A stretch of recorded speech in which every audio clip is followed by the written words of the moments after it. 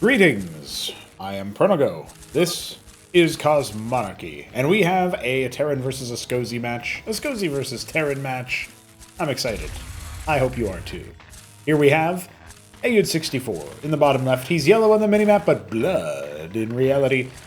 He's going to be 4x power building a radix. Okay, well, he's in the bottom left. And in the top right, we have Krankendau, the maroon Terran. They both rolled red colors, so I'm going to go ahead and shift tab them, as you can see here. This actually does remind me that I am going to prioritize fixing up the shift tab stuff so that it's a little bit better. Ever since expanding all of our player colors, we've actually had broken shift tab, and only recently did I become aware of a way to fix that. So I'm looking forward to doing that, and I hope that you are looking forward to it being fixed as well. Eventually, we might even fix it so that this works. It doesn't do anything, but we can pause this way. Double stockade here for Krankendau. Going bio against Askosi. I don't get to see this very often, so this will be of interest. And I did see that Ayud said something about making a build that checks Fulcrum first. I wonder if this is the same build, you know? Is he basically referencing a game that, because I played so many games earlier today, this is recorded on the same day it's played. It's a rarity that we get that, but it's pretty cool. And we have a proselyte and missionary leaving the base. We have another round of missionary after that. Yeah, no further proselyte. A stimmed maverick instead going to be moving across the map. Is this going to give Krankendau the advance warning he needs as his infantry unit is brutally savaged? He went straight for a Cyprian. Don't build an anchor. Don't you dare, Krankendau. Nuh-uh. Oh, no. Coward. Now you got no money for anything else, dude. You can't even make work of both of your stockades there. But Cyprian should be able to hold down the fort. He's got big guns. Absolutely destroyed. This is why you don't need the anchor. So he cancels it out. Although the missionary is coming up now, he might just one-tap the Cyprian since he's not being repaired. So sad. Oh, is he got fast feet? He does. He dips out. See you later, dude. All right, that was pretty snazzy. It was pretty snazzy. Quick avenging, you know. Now, the gauntlet's also being power built, and I know Ayud likes to do this to some degree. Although normally I feel like Askosi do this to get Vicars out to defend against Cyclops, but that's not really a possibility. Cyclops are a mech unit that Terran has. By the way, Cosmonarchy, 4th race, Askosi, cybernetic lizard people, welcome. And Terrans, well, they're the Terrans that you know and love, but they got more options. Each race in Cosmonarchy is about 50 units to play with, not including structures. I think structures put it over at like 80, something like that. And then, yeah, we have, obviously, the 4th race. We're going to add a 5th one soon with Tier 1 featuring a dozen or so units. Is going to drop in December, and then we'll just add to their roster over time. Radix number 2 coming up, and it looks like we are going to see Ayud take an expansion. Only takes 250 minerals to make a landlock, so you can make a second one in your main pretty easily to make more workers. And they also produce, a healthy number of other units that you can use. Dyads, advanced workers, constituents, flying workers, advanced builders, I should say, for the dyad. And then the proselyte, as you saw earlier, that actually that unit actually comes from the town center. Lays down an eyelet for detection. Pretty nifty stuff, all in all. We got a missionary about halfway complete, or ministry, excuse me, about halfway complete. And I'm really interested in how bio is going to perform against like Vicar-heavy comps. I think you very quickly get to a Vicar critical mass, where the splash damage that it provides, and the fact that it's also kind of like slow some of the units and stuff. Maybe if you have enough Mavericks to throw at the problem, you could try to get something done there, but I think once the Askosi player starts using the Vicar ability to pull allies nearby and apply a one-time damage block to them, as well as a movement speed boost, it becomes really hard for the Terran army to pursue. But maybe I'm incorrect about that. Ministry is now done, so we are going to see that expansion lift off as the 3rd stockade gets added. So Krankendau is still going to be doubling down on that. He's allowed himself to be pretty, cowed in his base, It's a little surprising to see him play so passively, but Terrans are comeback kings in that respect, right? And to be fair, the landlock's finishing now, but it really didn't, do Ayud too many favors waiting so long. We got loads of Vickers on the central spoke. I didn't even talk about the map we're on. We're on Spinaltap. Besides fixing up these very ugly bridges, or ramps rather, I would absolutely love to see this map in action more often. I think it's one of the unsung heroes of Acropolis 2, a map that maybe didn't get the games that it necessarily deserved. I really like the layout. Some of the games that we did see were really cool, and sometimes they were more of a see and cast or whatever, but yeah, well, I mean, Hit 'em Up played against Neblime here, had a really nice TVP, that was a good one. Shopkeeper Dog tried to do a funny TVT against Ayud, that was entertaining. And then I distinctly remember a Shopkeeper Dog Jakulansky game, I think. That was a TVZ on this map. That there's just so many epic units, epic larva quantities made. I think that was Jack's sole win in the playoff series. So anyway, all that said, it's just a fondly looked at map by me. I don't know about anybody else. And you know, maybe there's some very small touches that could be done to make it more exciting. Maybe you can comment below what you think this map could use. 12, by the way, Vickers, and more coming. I do like that Ayud is so active at garrisoning these side bases. You can see he's already at 12 and 3. So those are going to be the 4th bases with gas that you can take on this map. Your mineral only is ostensibly quite vulnerable to air flyovers since there's no turret room at all. But I think, honestly, that Askosi are not going to be going air very often. Particularly against the biotic, or the bio branch, the raider branch here. I know that we got Fulcrums coming, this Palladium, so this is kind of like almost like a StarCraft 1 TVZ tech switch, where you're quickly grabbing a couple of tanks for the push. But in reality, I just feel like Krankendau is going to be in a pretty good position for the defensive riposte of anything like that, any sort of ground-based attack. And air is unlikely to be on the menu. We already have tier 2 access for the Askosi, as they have rocketed up the tech tree with the Cypher add-on. Not an add-on in the Terran sense, just an add-on in the sense that he added it onto his build. And now he's got 3 Prosceniums coming up. So those are going to give way to Aphorists. Those are going to give way to maybe some Thomologs for more frontal, you know, just straight up damage or whatever. Anseal gets scouted by a random Vicar, so that's kind of cute. Ayud very much watching the ball. 4 more Vickers dispatched to chase. And 6 o'clock is pretty far away, and that is exactly where Ayud wants to go. That's kind of a cute move.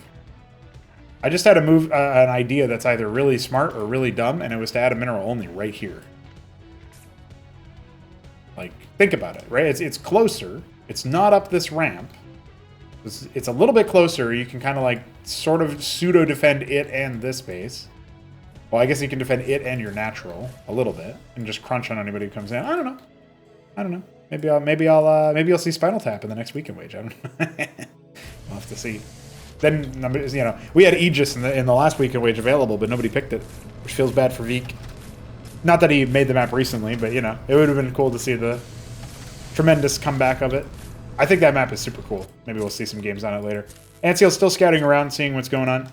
And while I'm busy fantasizing about map changes, we got more Prosceniums being added. Conduit coming up. Now, Krankendau's played a lot of Askosi, so this doesn't look like gibberish to him. He's actually piecing together what the build is. Aphorists notably do not shoot up, so that will be an interesting cause for concern. I will say that the Vicar being a one-stop shop right now for the Askosi, at the very least as far as for Ayud is concerned, I'm tempted to say that like he probably shouldn't be doing that, and we should probably see a little bit more diversity of his composition. But you know, the players, I won't say that they're always infallible, the top players of our game, but Ayud did make it to number 2 as Protoss. If he just chooses to take the Ultimate Challenge race, which is why he's playing Askosi now, I think, it will be interesting to see what he ends up doing with it. Biotank. Okay, so this is the combined arms play we've been seeing some Terrans experiment with. I'm not sure how Krankendau plans on using it. Not a fan of his army sync-up time just yet. And he has no healing despite going biotic, so any damage he sustains will be permanent, even if, you know, you'd rather it not be. Phalanx did get an HP buff recently. He went from 240 to 275. I am tempted to make it 300, but then I'd have to buff the broadside some more. factional variant. Campaign use only. So we've got 7 phalanx. That's pretty good. Missionary going to clear 12 o'clock of the one Maverick that was sent to try to clear 12 o'clock. And, well, there's some pressure coming out here. Catching him on the bridge would be a calamity for Ayud. He's got some Vickers coming in from the right-hand side. Hold on, his main army from the north, but still, this bridge has sold him down the river with all those phalanx shots and the Cyprians as well, just pummeling everything. The NCOs are getting reset, but the phalanx count is still really, really good here. I think he might just barely be cleaned up by reinforcements, yeah, especially since you can get right on top of them. I'd love to see the Avatar actually seize control of some of these phalanxes, but it doesn't look like we're going to get that reality, unfortunately. Does Ayud even know that these units have active abilities? I don't think he's cast a single one. What a guy. Pilgrim's going to start more fully saturating the 6 o'clock position, which does, of course, notably have gas, whereas Krankendau is behind, not in worker count, but in active base count and in Vespene access. So we're going to need to see how he wants to pivot away from that. He cleared 12 o'clock. He's got some more availability there. And there it is. Ministry does complete. And we will be seeing some very important changes to the equation here. The Lodestone's going to be put down for that detection. You always got to watch out for the potential for a Chantry. Ayud's kind of playing Honorable Askosi in that way, where he just makes units and moves them around like any other race. Doesn't typically win games for Askosi, but Krankendau's still a little bit new to Terran. Maybe new's the wrong word. Under-practiced? He's actually ended up making way more Fulcrum than Stockade, a 2-to-1 ratio now. An interesting way to map out the early game.